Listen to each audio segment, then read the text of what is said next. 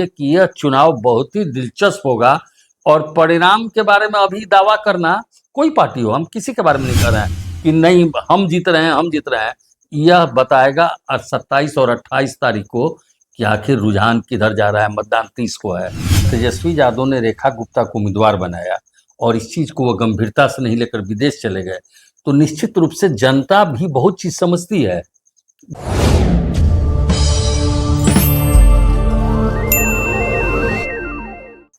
नमस्कार, द देसी अड्डा पर आपका स्वागत है। मैं हूं राकेश तिवारी।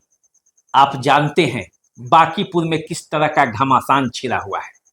बिहार में उपचुनाव है और उपचुनाव आप जानते हैं, जब भी कोई चुनाव होता है, वो चुनाव हो या उपचुनाव हो, बिहार में राजनीतिक सरगर्मी बढ़ जाती है। यही हाल बांकीपुर का है। पूरा बिहार बांकीपुर को देख रहा है और जब बांकीपुर को देख रहा है क्योंकि वहां प्रशांत किशोर है, वहां नितिन नवीन की सीट पर बीजेपी ने अपनी पूरी शक्ति लगा दी है और आरजेडी ने भी अपना उम्मीदवार उतार दिया है। तो आज हम बांकीपुर के उम्मीदवारों के बारे में चर्चा करने वाले हैं। किसकी क्या ताकत, किसकी क्या कमजोरी, कैसे बांकीपुर में प्रचार चल रहा है, इन सब बातों पर चर्चा करेंगे। और इस चर्चा के लिए हमारे साथ मौजूद हैं प्रमोद रंजन जी। आप इन्हें जानते हैं, सिवान इलाके में एक बड़े पत्रकार हैं और जमीनी स्तर से लेकर राज्य स्तर के खबरों पर नजर रखते हैं। प्रमोद जी, आपका स्वागत है। देखिए प्रमोद जी, पटना में माहौल गर्म है। पूरे बिहार का राजनीतिक समीकरण आजकल पटना के बांकीपुर में जाकर सिमट गया है। बांकीपुर में जबरदस्त लड़ाई है। एक तरफ बीजेपी ने नाना करते हुए, मतलब पहला प्रत्याशी, उसके बाद दूसरा प्रत्याशी नीरज सिन्हा को चुनावी मैदान में उतार दिया है। दूसरे तरफ से जो है रेखा गुप्ता आरजेडी के तरफ से है। और इन सबसे अलग, जिसे माना जाता है चुनावी राजनीति रणनीति के माहिर खिलाड़ी प्रशांत किशोर, हालांकि विधानसभा चुनाव में उनका जलवा चला नहीं, लेकिन उपचुनाव में प्रशांत किशोर अपना जलवा दिखाने के लिए बेताब है। क्या कहेंगे आप? देखिए राकेश जी, बहुत बहुत धन्यवाद आपको। सबसे पहले कि आपने जो कहा कि ये बिहार की लोगों की निगाह इस पर है, मैं थोड़ा सा इससे अलग हटकर कहूँगा कि मैं ये कहूँगा कि पूरे देश की निगाह इस सीट पर इसलिए है कि भारतीय जनता पार्टी के राष्ट्रीय अध्यक्ष नितिन नवीन का यह सीट है और उन्होंने इस सीट को छोड़ा है और इस पर उपचुनाव हो रहा है, तो पूरे बीजेपी की प्रतिष्ठा इस पर दांव पर है, पहला बात। दूसरा कि प्रशांत किशोर जो कि बड़े रणनीतिकार हैं, कई पार्टियों को उन्होंने रणनीति बनाया है चुनावों में, कभी किसी पार्टी के साथ, कभी किसी पार्टी के बाद।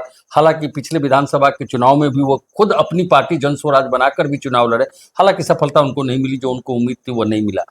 लेकिन यह जो चुनाव है निश्चित रूप से सबके लिए मैंने ये प्रतिष्ठा का विषय बना हुआ है, चाहे आप नीरज सिन्हा जो भाजपा के उम्मीदवार हैं उनके लिए हो, और प्रशांत किशोर तो इस बार खुद ही उम्मीदवार हो गए हैं, पहली बार वो चुनाव लड़ रहे हैं। और प्रशांत किशोर के बारे में कहा जाता है कि बड़े रणनीतिकार हैं। और दूसरी तरफ एक चीज और राकेश जी, आप देखिएगा, बीजेपी भी कम रणनीतिकार नहीं है, वो भी अपना हर जगह हर तरीके से पत्ता खोलती है। और आज आज आपको मालूम है कि जो पिछले चुनाव में जनसुराज से गविरार से चुनाव लड़े थे, उनका क्या नाम है, जो बड़े बड़े शिक्षाविद हैं, केसी सिन्हा या क्या नाम है, केसी सिन्हा। हाँ, केसी सिन्हा आज भाजपा ज्वाइन कर लिए, तो एक जन स्वराज के लिए एक बड़ा झटका है। और दूसरी बात ये मैं कह रहा हूँ कि भारतीय जनता पार्टी ने पहले तो अभिषेक बंटी को उम्मीदवार बनाया, किन परिस्थितियों के कारण उन्हें हालांकि हटा भी दिया गया, उनकी जगह पर उन्होंने कहा कि पारिवारिक उलझन की वजह से हम चुनाव नहीं लड़ रहे हैं, लेकिन इसके पीछे भी बहुत सारी कहानियां हैं, अभी हम उस पर नहीं जाएंगे। अभी जो नीरज सिन्हा आए हैं, जिनको कहा जाता है कि ग्रास रूट से ही आए हुए हैं, जमीनी कार्यकर्ता हैं इनका, लेकिन अभी जो उनकी पकड़ आज के वर्तमान दौर में देखना चाहिए वो उतना नहीं दिख रहा है। हालांकि नितिन नवीन कल आए हुए हैं, परसों पटना आए हुए थे, और चूंकि उनका क्षेत्र है तो निश्चित रूप से वो चाहते हैं कि एक एक कार्यकर्ता, एक एक भाजपा के लोग इसमें तेजी से जुड़े ताकि बड़ी मार्जिन से इस सीट को निकाला जा सके। लेकिन प्रशांत किशोर भी हर चक्रव्यूह को काटने में लगे हुए हैं। उनका भी ये, चूंकि उनके लिए भी ये प्रतिष्ठा का दाव है। अगर प्रशांत किशोर चुनाव जीतते हैं तो एक बड़ी उपलब्धि उनके लिए होगी, अगर प्रशांत किशोर चुनाव हारते हैं तो एक बड़ा सेटबैक उनके लिए होगा, क्योंकि संसदीय बोर्ड ने उनको फाइनल कर दिया कि आपको चुनाव लड़ना है और उसमें लग चुके हैं। तो देखिए प्रमोद जी, पहले हम लोग बारी बारी से तीनों प्रत्याशियों के बारे में एक बार चर्चा कर लेते हैं। देखिए, प्रशांत किशोर जो है तो पहली बार चुनाव लड़ रहे हैं, आपने बताया, ठीक है, पहली बार चुनाव लड़ रहे हैं, सबको लड़ाया है, और बांकीपुर के उस सीट से चुनाव लड़ रहे हैं जहां हर घर में बीजेपी के कार्यकर्ता मौजूद हैं। लेकिन प्रशांत किशोर ने उस सीट को चुना है, उन्हें एक मैसेज देना था। प्रशांत किशोर को क्या मैसेज देना था? मैसेज ये देना था कि जो बीजेपी के सबसे मजबूत गढ़ है वहां पे मैं हराऊंगा। तो प्रशांत किशोर के बारे में तो पूरा बिहार जानता है, उनके बारे में कुछ बताने की जरूरत नहीं है। लड़ाई में वो हैं, पूरी तरह से सबको एकजुट कर रहे हैं और एक अच्छी खासी रणनीति के तहत चल रहे हैं। उनका नजर जो है आरजेडी के वोटरों पर भी है, उनका नजर जो है वो बीजेपी विरोधी वोटरों पर है, उनका नजर उन वोटरों पर है जो बीजेपी से मौजूदा समय में खफा है। तो सबको एक गोल बंद कर प्रशांत किशोर चाहते हैं कि वो बांकीपुर का चुनावी रण की बाजी जो है वो जीत ले। बीजेपी के लिए मैं बात कहूंगा, नीरज सिन्हा बीजेपी के सबसे कमजोर प्रत्याशी हैं। आज तक ऐसा प्रत्याशी बांकीपुर के चुनाव में नहीं लड़ा था। देखिए वो किसकी सीट है, वो नवीन किशोर सिन्हा की सीट है। एक से एक बड़े कार्यकर्ता उनके थे। नवीन किशोर सिन्हा अपने ही प्रदेश स्तर के नेता थे। कहा जाता था कि सुशील कुमार मोदी, नवीन किशोर सिन्हा यदि जीवित रहते तो बड़े नेता होते। उस जगह पे कौन आया? फिर नितिन नवीन को भी आप मानिए कि उनमें कर्मठता थी। उन्होंने उस तरह से बांकीपुर को सजाया, उस तरह से संवारा, और उस सीट पर नीरज सिन्हा जैसे कमजोर प्रत्याशी, जिसको बोलने में भी परेशानी है, जिसको पकड़ुआ कैंडिडेट, बीजेपी हास्य का पात्र क्यों बना? वहां कोई चुनाव लड़ाई नहीं थी, लेकिन बीजेपी ने उस सीट को लड़ाई में ला दिया। हम कह रहे हैं कि खुद लाया है, क्योंकि पहला एक अभिषेक बंटी को टिकट दिया। अभिषेक बंटी भी बीजेपी के कार्यकर्ता, उनके पढ़ाई पर सवाल उठा, उनके पिता के जो घोटाले के ऊपर सवाल उठा। तो क्या बीजेपी ऐसी अब पार्टी हो गई जिसको ये पता ही नहीं कि उसका कैंडिडेट और उसके कार्यकर्ता का बायोग्राफी क्या है? देखिए, सबसे बड़े राकेश जी, जिस बांकीपुर सीट की बात हो रही है, तो मैं आपको बताऊं कि वो सीट बीजेपी का गढ़ है। और आप पुराना इतिहास देखिए, जब लालू यादव की भी सरकार रही है उस समय भी वहाँ बीजेपी ने चुनाव जीता है। बीजेपी कभी लगातार पिछला आप कई 2 दशकों 3 दशकों से देखिए तो वहाँ बीजेपी ही जीतती आई है। लेकिन अगर इस बार प्रशांत किशोर उस सीट पर चुनौती दे रहे हैं और बीजेपी को ललकार रहे हैं, तो कहीं ना कहीं प्रशांत किशोर ने भी कोई रणनीति अपनाई होगी, किसी रणनीति के तहत ही वो चुनाव लड़ रहे होंगे। क्योंकि प्रशांत, आपने ठीक कहा कि प्रशांत किशोर तो जानते हैं कि ये बीजेपी का गढ़ है और मैं यहाँ चुनाव लड़ने जा रहा हूँ। तो आखिर बीजेपी ने, आपने जैसा कहा कि कमजोर उम्मीदवार, बीजेपी ने ऐसा उम्मीदवार का सिलेक्शन क्यों किया? वो भी जबकि राष्ट्रीय अध्यक्ष नितिन नवीन है, पार्टी के जहाँ प्रधानमंत्री मोदी जी भी कहते हैं कि ये हमारे बॉस हैं, उस स्थिति में यह सिलेक्शन क्यों हुआ? क्या बीजेपी से कहीं चूक हुई या बीजेपी इसको ठीक से नहीं समझ पाई? बंटी का चुनाव का डिक्लेरेशन करना, बंटी का वापस लेना, ये भी एक मैसेज गया कि आखिर बीजेपी ने अचानक इस तरह क्यों वापस ले लिया। उस भी नॉमिनेशन में सम्राट चौधरी वगैरह सब लोग गए थे बंटी के नॉमिनेशन में, उसके बाद वापस ले लिया गया। अब आप बात कीजिए आरजेडी की, तो रेखा गुप्ता इसके पहले भी चुनाव लड़ी थी, वो बड़े बड़े मार्जिन से नितिन नबी ने चुनाव हराया था उनको, पहला चुनाव था। हाँ, रेखा गुप्ता। इस बार भी वो दमखम से उतरी हुई है और उनका ये दावा है कि इन दोनों के बीच से हम अपना सीट निकाल लेंगे। प्रमोद जी, दमखम से तो रेखा गुप्ता उतरी हुई है, लेकिन तेजस्वी यादव परिदृश्य से गायब हैं, और ये आरजेडी की सबसे बड़ी कमजोरी लग रही है।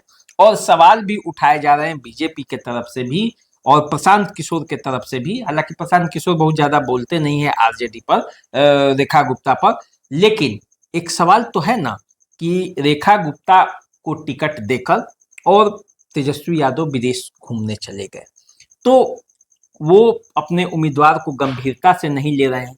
जब राज्य में चुनाव है, देख रहे हैं एक छोटा सा चुनाव के लिए राष्ट्रीय अध्यक्ष से लेकर मुख्यमंत्री तक और 40 लोगों की फौज लगी हुई है एक तरफ से, और इसके बाद कितने बूथ स्तर पर कार्यकर्ता लगेंगे वो आप समझिए। वहां पे आरजेडी के जो चेहरा है तेजस्वी यादव ही गायब है चुनाव प्रचार में, तो आरजेडी का क्या चलेगा? देखिए ना राकेश जी, तेजस्वी यादव की आप बात करते हैं तो 2025 के विधानसभा को चुनाव को आप देख लीजिए। तेजस्वी यादव और उनकी पार्टी भी पूरी तरह आश्वस्त थी कि इस बार हम सत्ता में आ रहे हैं, और उनके जो सलाहकार थे उनको ये कन्फर्म कर रहे थे कि राष्ट्रीय जनता दल को 140-150 सीट आ रहा है। परिणाम आपने देखा। अगर तेजस्वी यादव ने रेखा गुप्ता को उम्मीदवार बनाया और इस चीज़ को वो गंभीरता से नहीं लेकर विदेश चले गए, तो निश्चित रूप से जनता भी बहुत चीज़ समझती है। आज के परिदृश्य में आप इस चीज़ को दिमाग में रखिए कि लोग बहुत समझदार हैं। एक एक मतदाता अपने मत का वैल्यू जानता है कि हमें किसको कहाँ देना है। और प्रशांत किशोर के आ जाने के बाद यह लड़ाई नेशनल लेवल की हो गई है, इसलिए कि प्रशांत किशोर आपको मालूम है कि कभी टीएमसी के भी बहुत बड़े सलाहकार थे वेस्ट बंगाल में। निश्चित रूप से प्रशांत किशोर भारतीय जनता पार्टी के भी सलाहकार रह चुके हैं। 14 का चुनाव कहा जाता है कि उसमें उन्होंने हाँ, रणनीति अपनाई थी। और प्रशांत किशोर की बातें अगर होती हैं तो राष्ट्रीय स्तर पर होती हैं। और दूसरा राष्ट्रीय स्तर पर यह बात इसलिए है कि इसके प्रतिनिधित्व नितिन नवीन करते थे, जो विश्व के सबसे बड़े पार्टी के राष्ट्रीय अध्यक्ष हैं। तो इस चीज को मान कर चलिए कि यह चुनाव बहुत ही दिलचस्प होगा। और परिणाम के बारे में अभी दावा करना, कोई पार्टी हो, हम किसी के बारे में नहीं कर रहे हैं कि नहीं हम जीत रहे हैं, हम जीत रहे हैं। यह बताएगा 27 और 28 तारीख को कि आखिर रुझान किधर जा रहा है। मतदान 30 को है। तो देखिए, जो बांकीपुर का चुनावी परिदृश्य है उसमें 40 प्रत्याशियों ने नामांकन अपने दाखिल किए थे। लगभग 1 दर्जन से अधिक प्रत्याशियों के नामांकन जो है वो रद्द हो गए। बीना मानवी जो कि तेज प्रताप यादव के पार्टी से चुनावी मैदान में उतरी थी, उनका भी नामांकन रद्द हो गया। तो कुल मिलाकर देखा जाए तो मुख्य रूप से 3 लोग चुनावी मैदान में हैं जो मुखर रूप से दिखाई दे रहे हैं। भाजपा के प्रत्याशी नीरज सिन्हा, प्रशांत किशोर जनसुराज के प्रत्याशी और आरजेडी की प्रत्याशी रेखा गुप्ता। तो ये 3 जो है बांकीपुर की लड़ाई में सामने बने हुए हैं। लेकिन ऐसा नहीं है कि केवल चुनाव इन्हीं लोगों पर टिका है। कुछ प्रत्याशी जो और नामांकन किए हैं, हो सकता है कि वे भी कुछ ना कुछ प्रभावित करे वोटों को। कभी कभी होता है कि किसी के वोट काटने से किसी का अंतर बढ़ जाता है या घट जाता है, यदि लड़ाई कांटे की होती है तो देखना यह है कि जो बांकीपुर भाजपा का आसान सीट है, गढ़ माना जाता है, उस सीट को कितनी मुश्किल कर पाते हैं प्रशांत किशोर या इतिहास रच देते हैं, ये देखने वाले। लेकिन राकेश जी, एक चीज मैं फिर आज आपको बता देता हूँ, जिस दिन परिणाम आएगा उस पर हम चर्चा करेंगे आप और हम बैठकर, कि यह लड़ाई त्रिकोणात्मक दिख जरूर रही है, लेकिन ये सीधी लड़ाई होगी।